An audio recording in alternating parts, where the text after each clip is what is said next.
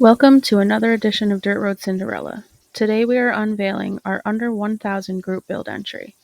The Under 1000 group build is hosted by Model Speed Shop. For this group build, I decided to build the Revell 1937 Ford panel delivery. Right from the outset, someone challenged me to do some custom work to it, including updating the suspension and driveline. So I tossed the stock axles and springs back into the box and went hunting in my parts stash. I found a rear axle on leaf springs, a set of upper A-arms, and a set of lower A-arms, all from different kits. I had to notch the front fenders to clear the upper A-arms. The lower A-arms set right in place with very little trimming needed. I used Penn springs to make front coil springs, then added shocks from my parts stash. In the rear, I had to add a little styrene on the inside of the frame near the fuel tank to accommodate the leaf springs. Next, I added a cross brace to the frame for shock mounts. The rear shocks are also from my parts stash. It was only then that I realized the axle was too short for the wheel and tire setup, which are from Iceman collections. After thinking for a minute, I decided to drill the axle and add metal pins. I cut some sprue to length and drilled them as well, and mounted them onto the pins. Now that the model is a roller, it was time to think about a power plant. The kit comes with a decent flathead V8, but I wanted it to be a little more updated, so I picked an engine from my stash. The shortest engine I had for a Ford was a 289 from a Pinto panel wagon. At least I think it was a 289, and either way, that is what I'm calling it. The little 289 fit in the frame with very little trimming, though I did trim some near the belts and pulleys, as well as a tiny bit near the rear crossmember. Once it dropped in place, I was on to figuring out the exhaust. The 289 didn't have headers or exhaust manifolds.